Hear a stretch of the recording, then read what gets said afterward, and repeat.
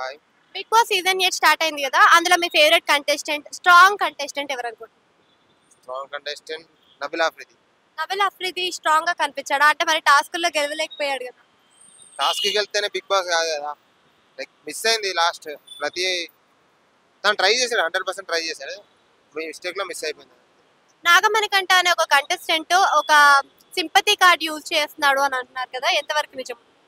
నాగమణి కంట సి తనకేమో తన issues తనకున్నాయి. Like personal నేను 1 ఇయర్ అక్కడున్నా. నేను 1 ఇయర్ నా ఇంట్లోనే ఉన్నా. 4 గోడల మధ్య ఉన్నా అంటే 1 ఇయర్‌లో లేను.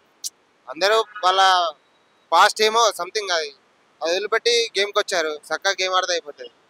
అంటే ట్రాన్స్పరెంట్ అంటే గేమ్ పరంగా ట్రాన్స్పరెంట్ గా ఉండాలా, మరి వ్యక్తి పరంగా ట్రాన్స్పరెంట్ ఉండాలి? తను ఏం ఫీల్ అవుతున్నాడో మనకెట్లా తెలుస్తది. వ్యక్తిపరంగా అంటే తను ఓకే. నేను కాదనట్లేదు. తను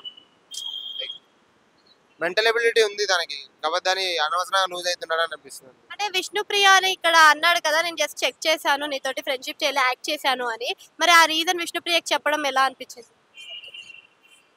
సి వాళ్ళ స్ట్రాటజీస్ ఉంటాయి. ఆ గేమ్ అది అంతే. మనం ఏం చెప్పలేం దాని గురించి. వాళ్ళు ఆడితే చెప్పగలుగుతాం.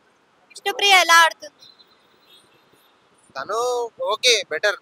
మరి అంత బాగా ఆడుతుందని నేను చెప్పలేం కదా. అంటే నిన్న ఏ టీమ్ లో తీసుకోలేదని ఏడ్ చేసింది కదా, సో ఎలా ఫీల్ అయ్యారు మీరు? తను వెళ్ళి లైక్ ఇంకొక టీంకి ఆల్మోస్ట్ తీసుకున్నారు కదా మళ్ళీ. ఎట్లా తను తీసుకున్నారు కదా. ఫస్ట్ తీసుకోవాలంటే ఆ మొక్కతే ఉందా. పక్కన ఇంకా చాలా మంది ఉన్నారు కదా. అయితే నిన్న టాస్కుల పరంగా చూసుకుంటే యష్మిది విన్ అయింది కదా, యష్మిది విన్ అయితే బాగుండు అనిపించిందా మీకు? నైనికాది విన్ అయింది బాగా అనిపించింది? నైనికానే విన్ అయితే బాగుంది. ఎందుకు నైనిక? సి తను ఏం మాట్లాడట్లేదు. ఎక్కడైతే యూజ్ చేయాలో వర్డ్స్ అక్కడనే యూజ్ చేస్తుంది. సో కొంచెం నైనిక విన్ అయితే బాగుంటుంది అనిపించింది. అయితే యష్మి గౌడకి వర్త్ అంటారా మరి చీఫ్ గా ఇవ్వడం? ఎందుకంటే టాస్క్ గెలిచింది తను. తను ఓన్ గా తను యష్మి గౌడ ఫస్ట్ అంటున్నారా. యష్మిక టాస్క్ గెలవలేదు.